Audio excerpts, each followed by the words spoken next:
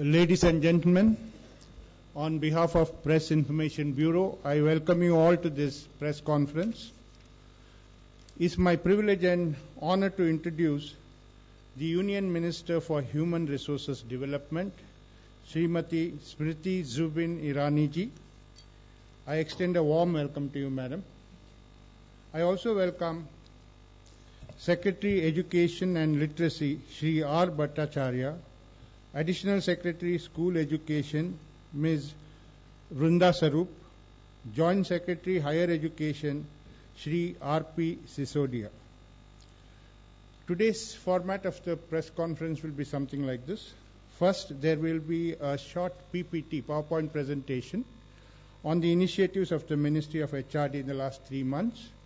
The first part of it will be presented by the Secretary, School Education. The second part of it, which is also a very short PPT, will be presented by Joint Secretary Higher Education, Shri Sisodia. Thereafter, there will be introductory remarks by the Honorable Minister.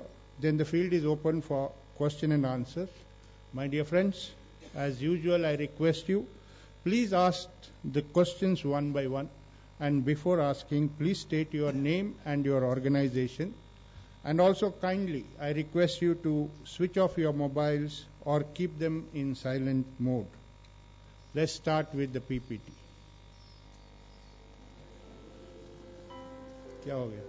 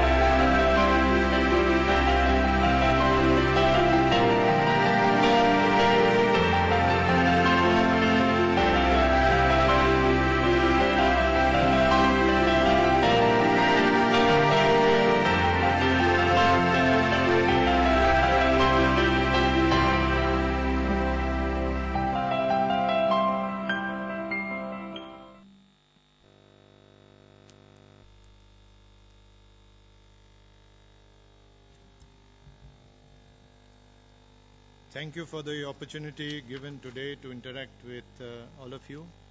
You have had a concise 4.5-minute summary of quite a number of initiatives which have been done during the course of the last 100 days. The literature on all these items is available outside since we are not allowed to bring it inside. I will take you through some of these initiatives with marginally more detail than is available so that we grasp each of the items in its context which is there. The first item, as you would have seen, focuses on quality. Learning outcomes are a cause of concern, and therefore, in these last 3.5 months, the highest focus has been there on how to improve quality outcomes. And for this, you are aware that the Minister has released on 26th August the program Padhe Bharat, Bade Bharat Abhiyan. It was the first item in our presentation on this short film, and its focus is on quality. It's a twin-track approach to focus on the areas where learning deficits come, both in terms of time and in terms of subject. In terms of time, learning deficit in classes 1 and 2 contribute to all deficits in learning later because it is difficult to catch up. And in terms of subjects, it is early reading, writing, numeracy, and mathematics. So these are the main areas. The focused approach is because there are two system-level improvements and classroom-level improvements which are required. Some of the states had been doing it previously, but a large number of states which required to do a contextual focus on this have been assisted in so doing in the course of the last 100 days and also organized program to release of the funds. While this is at the primary stage, a second focus has been on the upper primary level, which translates into a program which we are at the stages of finalizing, which is called the Rashtriya Avishkar Abhiyan. And this would focus on science, mathematics, the creativity of learning, the desire to have a free will in terms of the mind going into directions which any child can be encouraged to do. For this purpose, the help of some of the finest scientists and educators in the country is being taken, and this pertains to both the school education as well as the higher education sector. And in the next few months, you would have an opportunity to see the rollout after the programs are completely finalized. If learning outcomes contribution is there, they have to be assessed. And assessment has not been a focus area in many of the states, though the NCERT does it every 3 years. It is required for each state to do it every year because of the requirement of a third-party assessment. The normal assessment which takes place is by the teacher and the school environment. We have had consultations with the states, and the states are now convinced each and every state will take up a third-party assessment every year so that corrective measures are taken on an annual basis for improvements of the outcomes. Inclusive education has been a huge focus.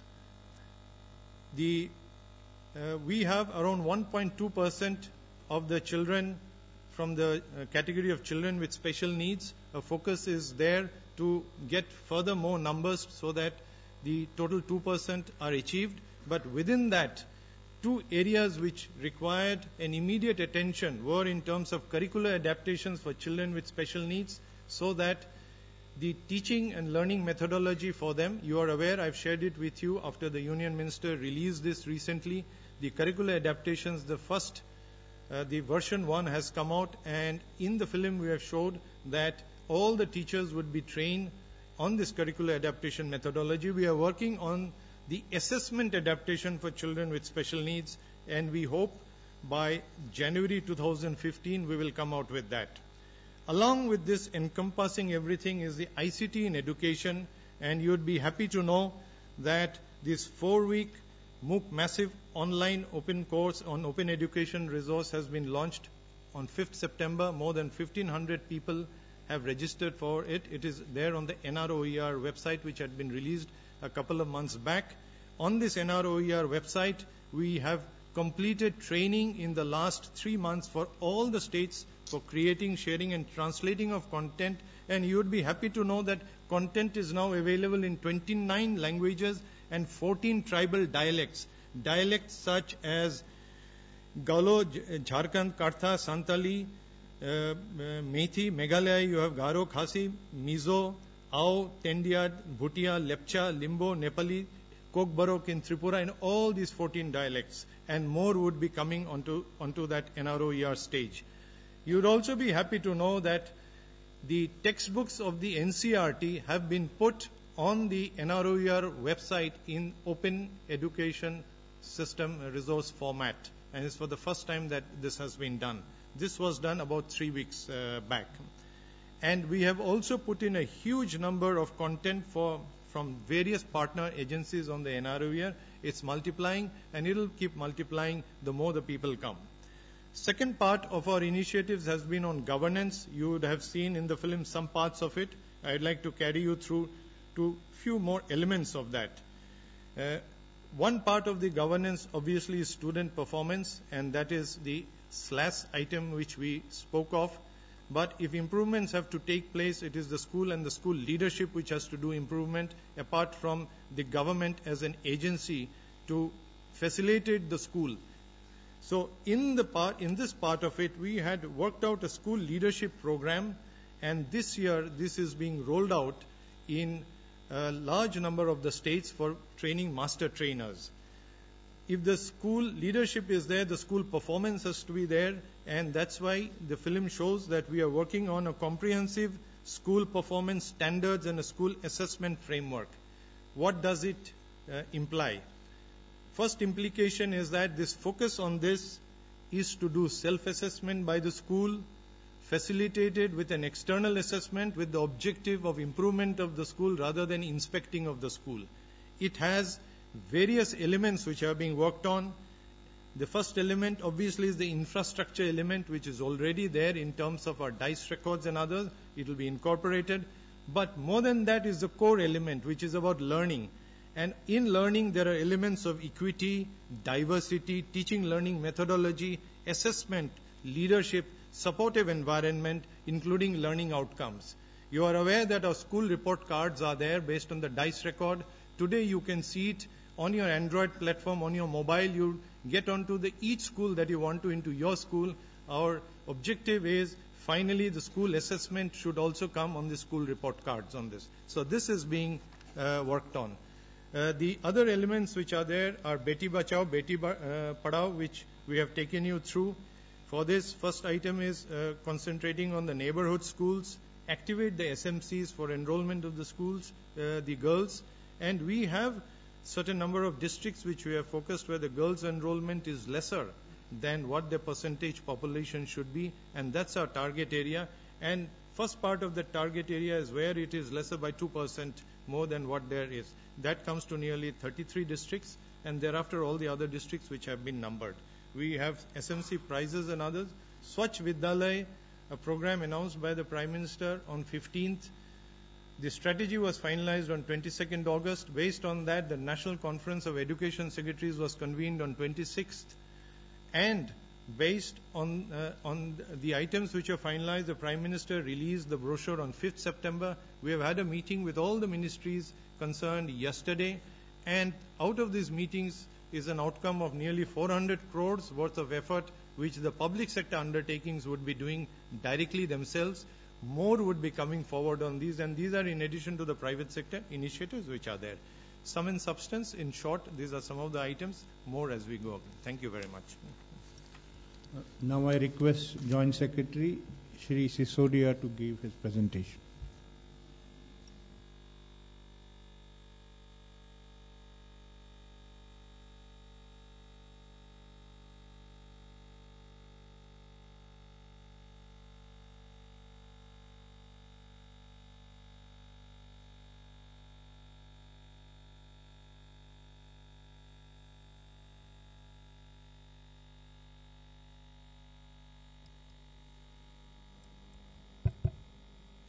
Password.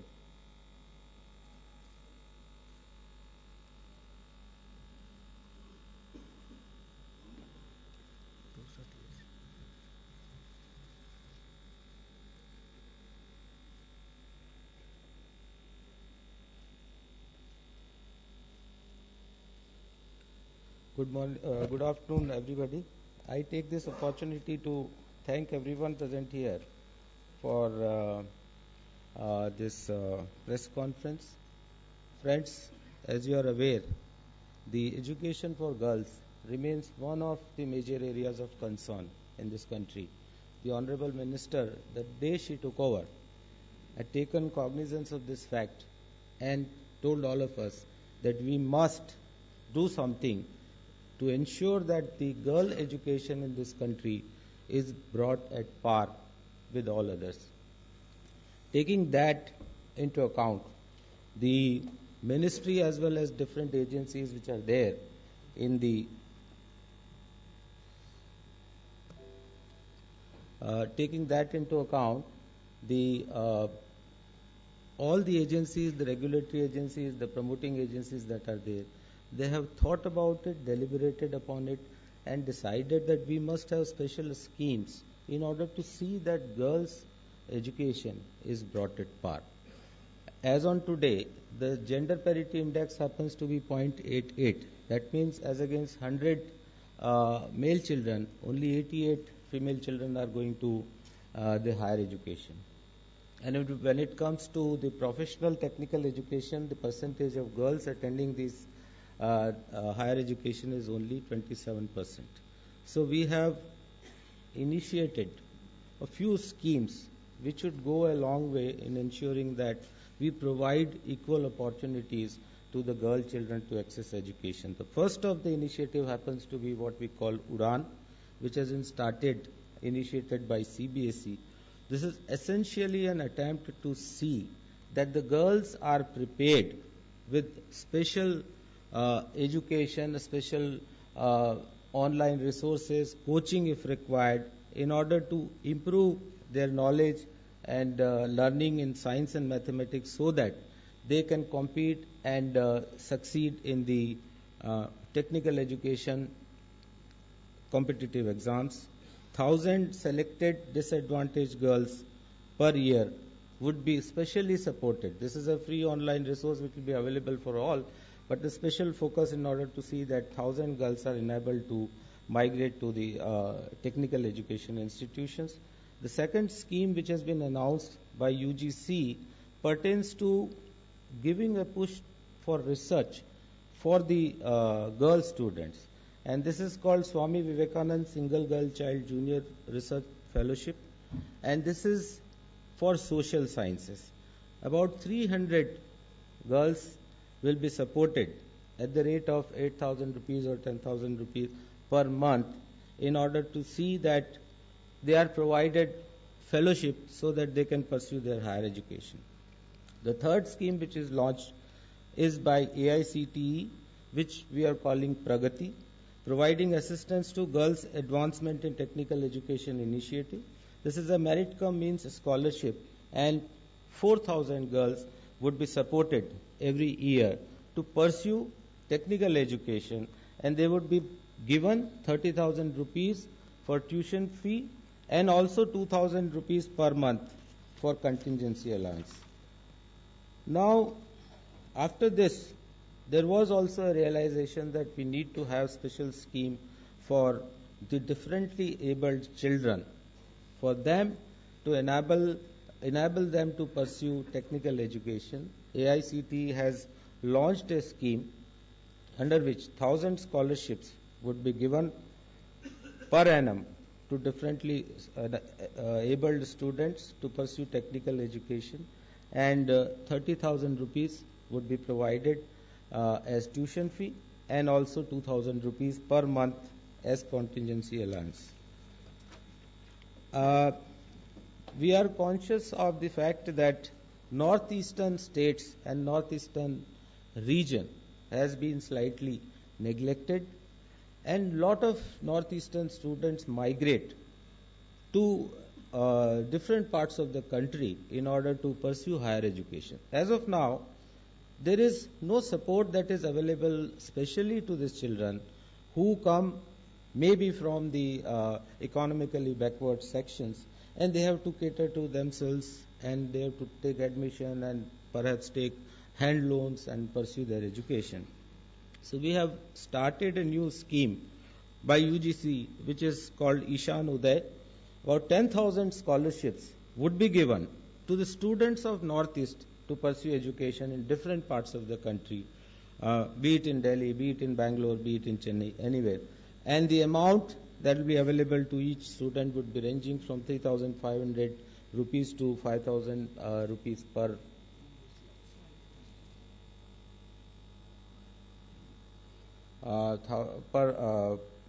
per student, depending on what kind of program he or she is pursuing.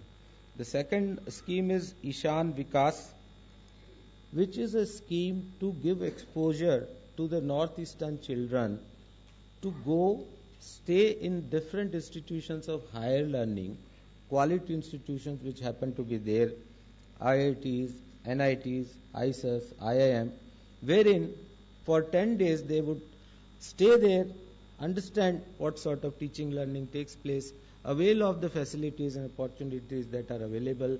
A group of students would be taken under the stewardship of one teacher, and they would be sent to different institutions so that they get exposure, and when they go back, they can integrate or incorporate this learning and the exposure they have had. Now, coming to the fact that in this country there is a lot of shortage of teachers and good teachers, and especially in the backward areas, we need to ensure that the talented academics and good teachers are made available, whether they are from India or from abroad.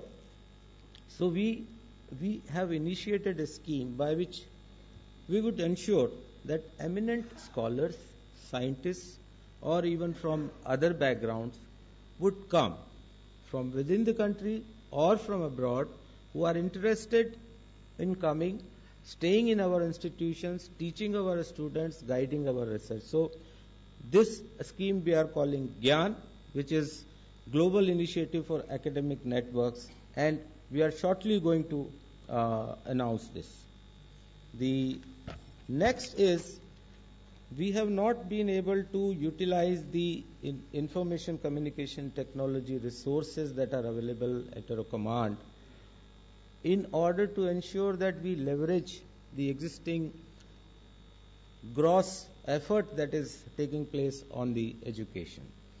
Now, there is a very ambitious program that we have launched, and that has different components, but the essential objective of this is that we must utilize ICT resources to reach out to the last student that happens to be there.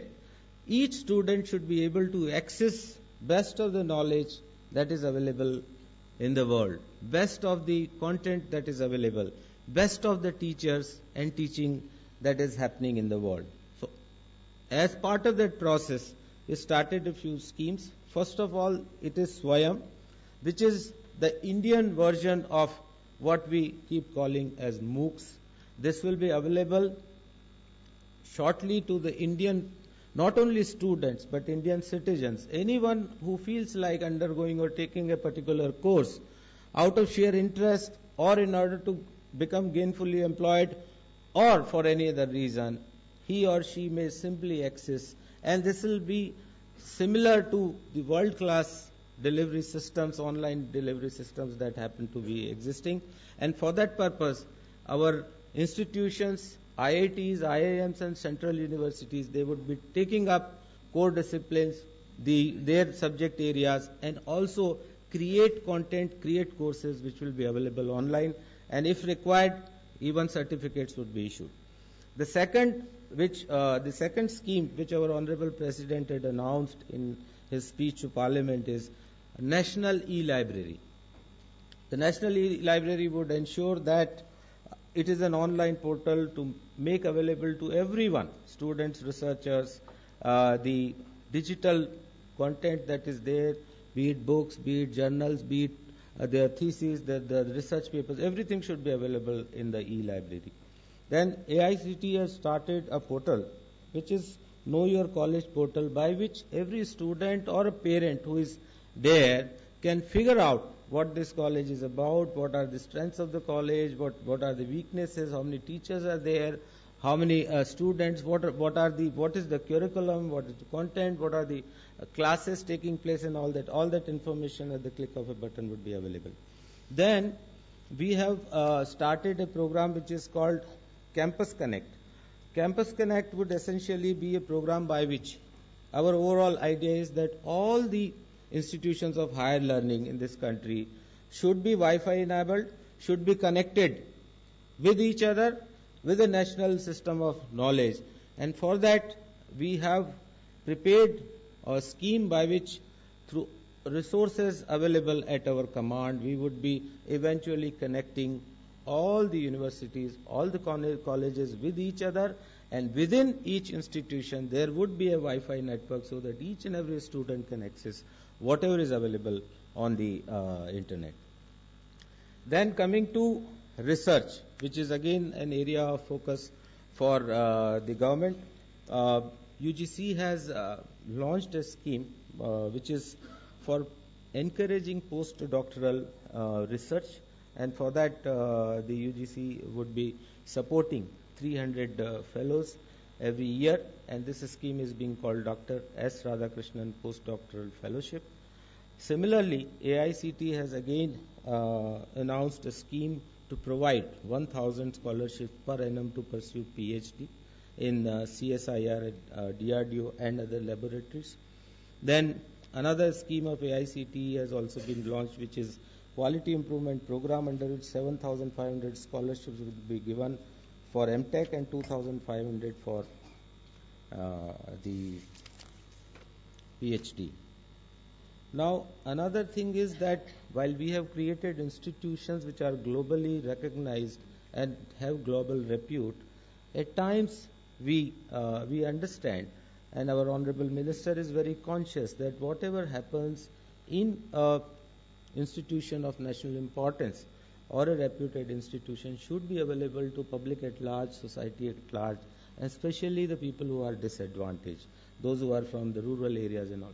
So, nationally relevant themes of research have been identified. The institutions have been identified which would be undertaking research on these particular themes. For want of time, I wouldn't go through. This is there on the slide. And this program we are calling Imprint India, which stands for Impacting Research, Innovation and Technology for India. Then, coming to socially relevant research, these two are in a way connected. Whatever is possible, whatever research is taking place, that should eventually be converted into socially useful capital, one which is available and which is made use of by everyone. And in that connection, we have launched what is called Unnat Bharat Abhiyan, and it's a network of IITs and other academic institutions to evolve appropriate technologies, and technologies which go a long way in ensuring that without too many resources, we still are able to improve the quality of life that is there in the country. Enhancing employability for vocational education, UGC and AICT have started a scheme by which they are supporting community colleges. The UGC has also announced a new scheme which is Be Vocational, in which a person can obtain a degree in a vocation of his or her choice and be employable. Similarly, in order to ensure that there are bridges built between the industry and academia, a Council for Industry Higher Education Collaboration is being operationalized to identify initiatives to promote research, mobilize resources, and undertake socially relevant research. Last but not the least, which is perhaps the least reported or understood, is that within 100 days, it's decided to create centrally funded 23 centrally funded new institutions, 22. Out of 22, 3 happen to be not within this ministry, but there's going to be a petroleum university, there's going to be agriculture university, but within this ministry alone, Department of Higher Education, in an unprecedented manner, we have decided to set up 19 institutions, few of which were announced by the Honorable Finance Minister in his speech, few of which have come by way of the Act, which had the AP Reorganization Act, and also one of that would be Jai Prakash Narayan National Center for Excellence in Humanities. Now, this is only what has been done in 100 days. We were just trying to do a reckoning, and we figured out that in Department of Higher Education we have almost created 35 new schemes. So I take this opportunity to thank everyone again. Thank you, Mr. Sisodia. Now I request the Honorable Minister to make her introductory remarks. Ladies and gentlemen, thank you so much for coming and partaking in our journey of the past 100 days through the MHRD. I thank Mr. Bhattacharya and Mr. Sisodia for the presentation vis-a-vis school education and higher education. I think that the presentation in itself was pretty exhaustive. Hence, I will only restrict myself to thanking the officers in the MHRD who have assisted us in ensuring that the 100 days have not only helped us initiate some new programs, but also help us draw the path forward vis-a-vis science, technology and research. Since today is the 11th of September, a day where Swami Vivekananda gave that historic speech in Chicago, I also take this opportunity through the media to appeal to all vice chancellors across all central universities, state universities and deemed university that the UGC has proposed a plan whereby chairs can be set up in the name of Swami Vivekananda so that Swami Vivekananda's philosophy, teachings and life can be researched upon and studied. I appeal to all these institutions to avail of this particular grant by the UGC. Ladies and gentlemen, now I'm open to questions from you. Thank you. Yeah, please.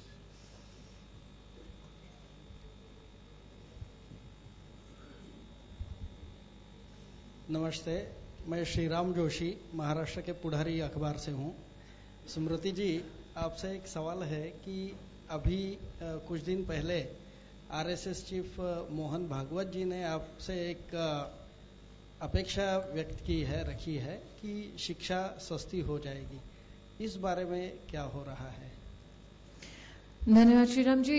मुझे लगता है कि अपेक्षा देश भर के नागरिकों से थी कि शिक्षा हर घर तक, हर नागरिक तक पहुंचे, और उसके दो आयाम जो अभी अभी आपके प्रेजेंटेशन में आप देख पाए हैं उसका उल्लेख करना चाहूंगी।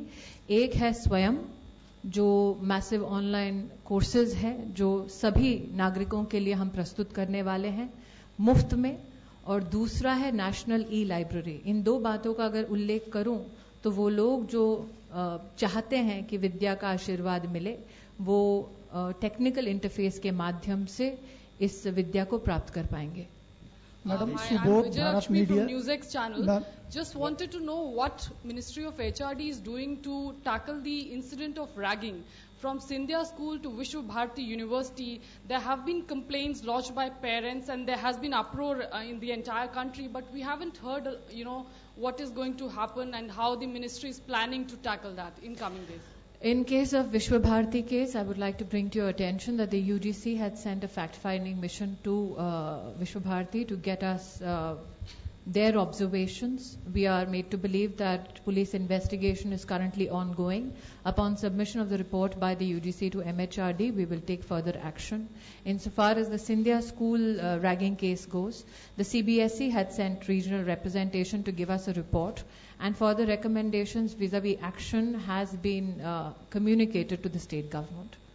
But I would also like to say that insofar as incidents of ragging goes, the ministry through its directives and through various policy initiatives has been extremely vocal in ensuring that such incidents of violence which disrupt student life should be frowned upon and immediate and action should be taken. We have communicated that time and again. Please speak in the mic.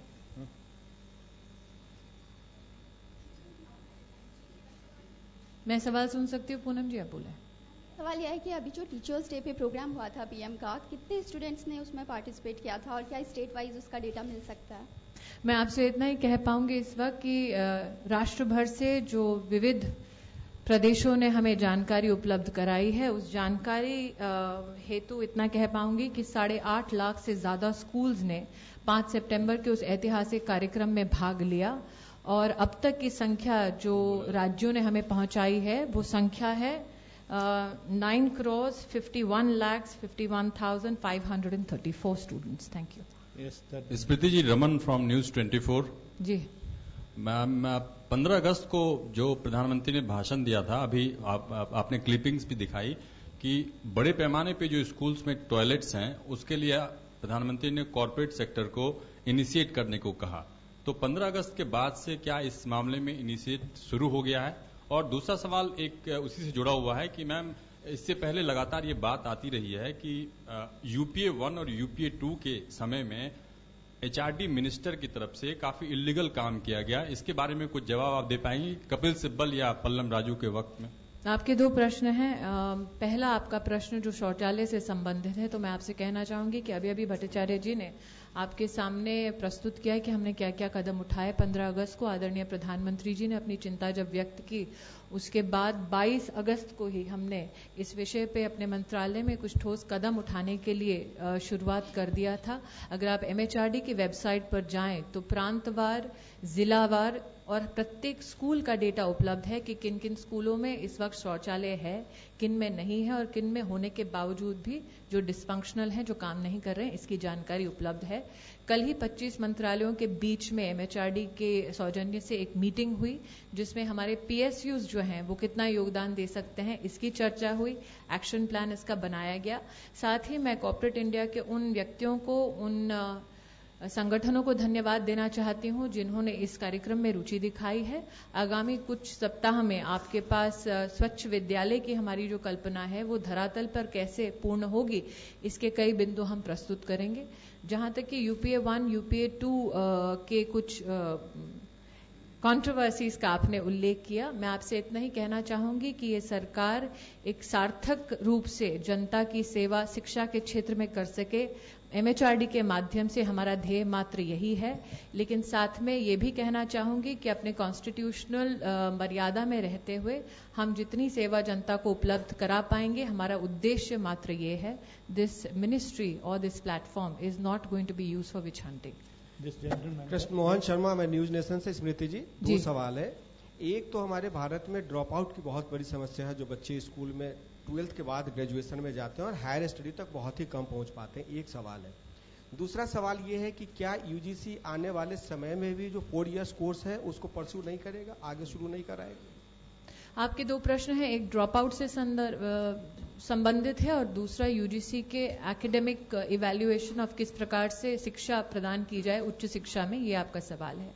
Drop out की जो आपने चिंता व्यक्त की, उसी चिंता का समाधान हेतु हमने जो अभी अभी उल्लेख किया अपने प्रेजेंटेशन में, स्कॉलरशिप्स विशेषतः लड़कियों के लिए, वो बच्चे जो SC, ST और माइनॉरिटी के हैं उनके लिए सारी स्कॉलरशिप्स की डिटेल आपको अभी दे दी जाएगी, जो हमारे प्रेजेंटेशन का भी हिस्सा था. मैंने स्वयं इस बात को देखा कि किस प्रकार से बेटियों का जो रिजल्ट होता है, CBSE के जो परिणाम होते हैं, उसमें वो बेटों से उत्तीर्ण होती हैं, थोड़ा आगे बढ़ती हैं, लेकिन उनका ट्रांजिशन जो है टेक्निकल एजुकेशन के क्षेत्र में कम रहता है क्योंकि उन्हें इनेबलिंग कोई फैक्टर मिलता नहीं है. इसीलिए प्रगति नाम के इस आयाम को हमने शुरू किया. चूंकि आप महिला सशक्तिकरण पर अपनी चिंता व्यक्त कर रहे थे और ये सही भी है, आपको धन्यवाद दूंगी उसके लिए. मैं कहना चाहूंगी कि मंत्री होने के नाते मेरा सौभाग्य रहा है कि देश के इतिहास में पहली बार IIT काउंसिल, जो सर्वोच्च काउंसिल है हमारे IITs के लिए, उसमें 2 महिला प्रतिनिधियों को नियुक्त करने का मुझे सौभाग्य प्राप्त हुआ. देश के इतिहास में पहली बार Indian Institute of Advance Studies में पहली महिला चेयरपर्सन को नियुक्त करने का मुझे सौभाग्य प्राप्त हुआ. जहां तक कि 4 ईयर कोर्स का सवाल है, मुझे लगता है कि हमारी नेशनल एजुकेशन पॉलिसी 1986 में जिस प्रकार से हमने बनाई थी, उसके आधार पर इस वक्त यूजीसी काम कर रही है. मैंने कई अपने बयानों में अथवा अपने इंटरव्यूज में ये कहा है कि देश को अब जरूरत है एक नई एजुकेशन पॉलिसी की, जिसमें एकेडमिक मेरिट किस प्रकार से कौन सा कोर्स कैसे पढ़ाया जाना चाहिए, इसके ऊपर भी चर्चा शामिल होगी, जो प्रांतवार, क्षेत्रवार और राष्ट्रीय स्तर पे की जाएगी। हमारा प्रयास ये है कि ये डेलिब्रेशन नेशनल एजुकेशन पॉलिसी पर जनवरी 2015 से शुरू हो जाए राष्ट्र भर में, और किस प्रकार से किस कोर्स को स्ट्रक्चर किया जाना चाहिए, इसमें भी सभी स्टेक होल्डर्स का व्यू लिया जाएगा। मैम, मैं दीपाली हूँ CNBC आवाज से। आपसे जानना चाहूंगी, आपने कहा कि एक नई एजुकेशन पॉलिसी जल्द से जल्द इंप्लीमेंट की जाएगी, लेकिन अगर हम मैंने डेलिब्रेशन की बात की तो थोड़ा संशोधन कर लीजिए अपने प्रश्न में। बिल्कुल, अगर हम राइट टू एजुकेशन की बात करें तो पिछली सरकार भी लगातार कहती आई है कि जल्द से जल्द इसको इंप्लीमेंट किया जाएगा पूरे देश भर में, लेकिन अभी जब आप आए तो आपने बोला कि कई सुधार इसमें होने हैं और आपकी मंत्रालय लगातार इस पर काम कर रही है।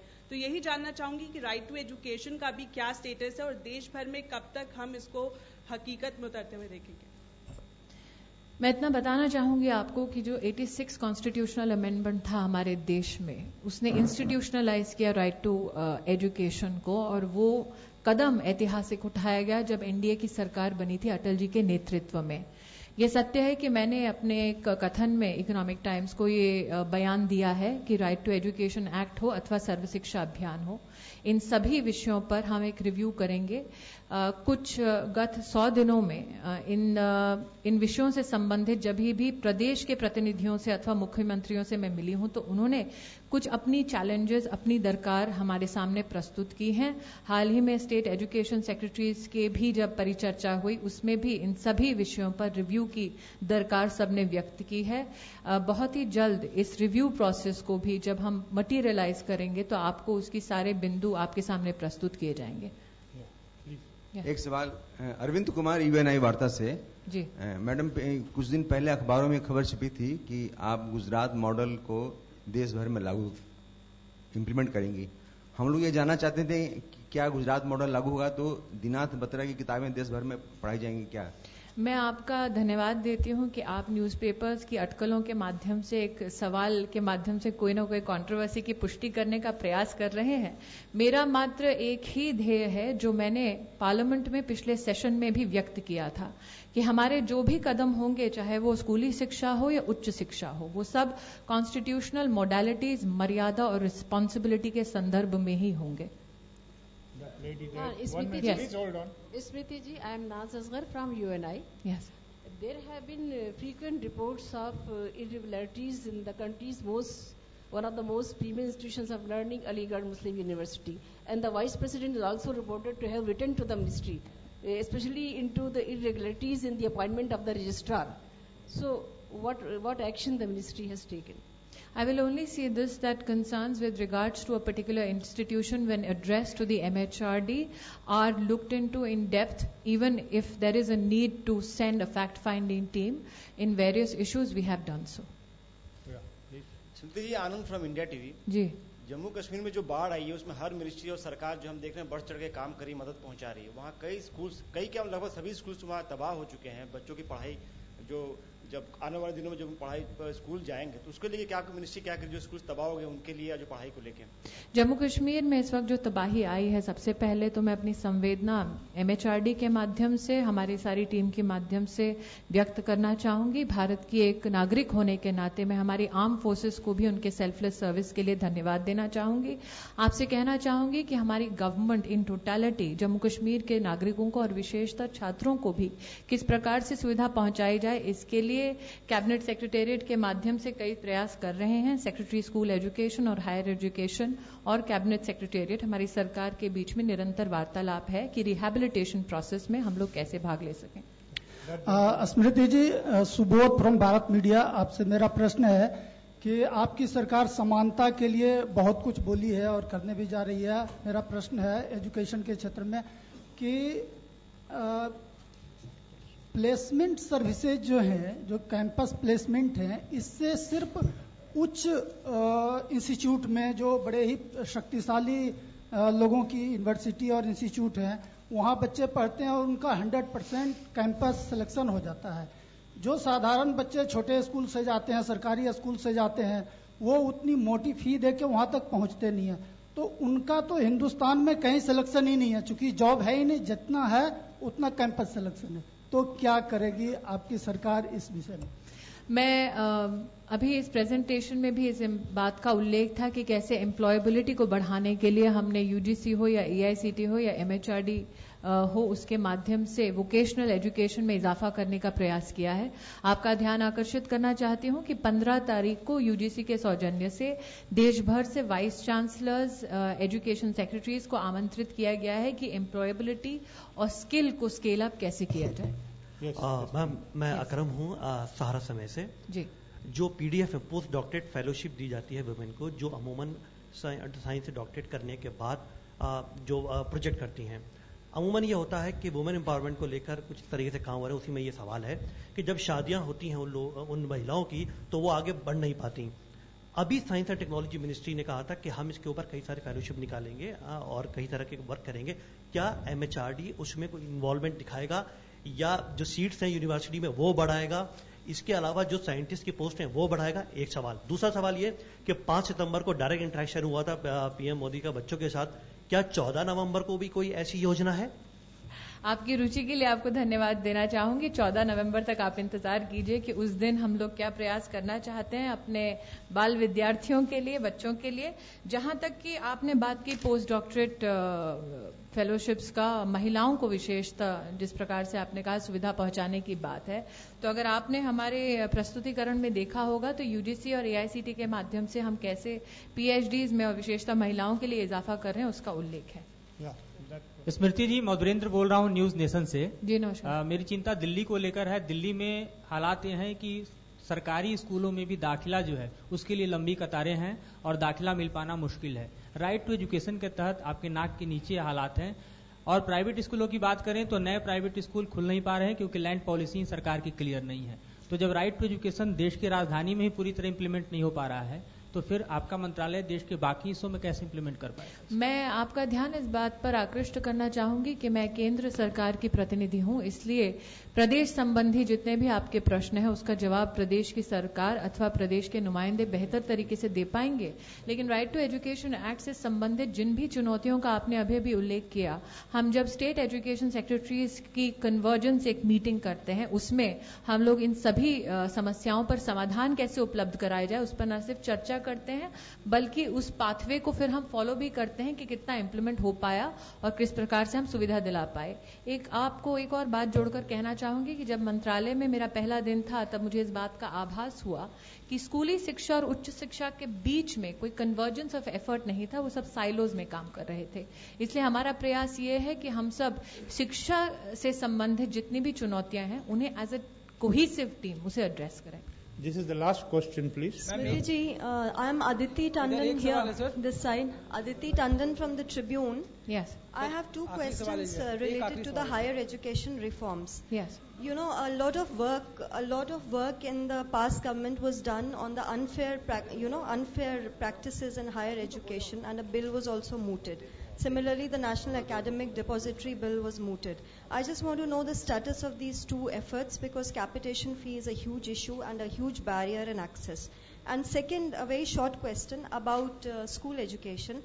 There was a committee of the CABE that was formed last year with regard to review of the no detention and no annual examination element in the Right to Education Bill.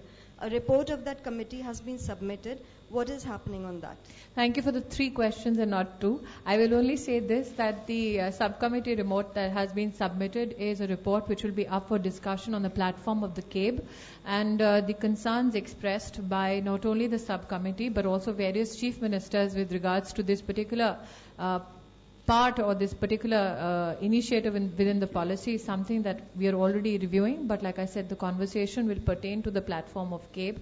Insofar as the National Academic Depository, let me say this, that the standing committee during the previous regime had certain concerns with regards to how the National Academic Depository will roll out. Those concerns are being addressed within my ministry currently. And so far as legislation go, let me only say this, that we are bringing about legislative reforms which will enable students to get better facilities vis-a-vis higher education, but we are also seeing what are the institutional reforms that can be done within the given structures of our regulators to ensure that unfair practices by institutions are stopped. Thank you so much, ladies and gentlemen. Thank you.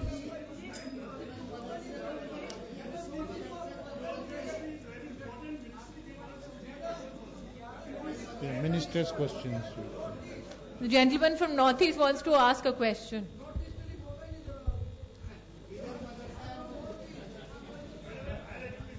Madam, I'm Dr. So Manoj I'll Banerjee. take the liberty, gentlemen and ladies, just to allow one Northeast question, one Madarsa question. Thank you. Madam, I'm Manoj Banerjee from Doinik Agradut, Assam. Yes.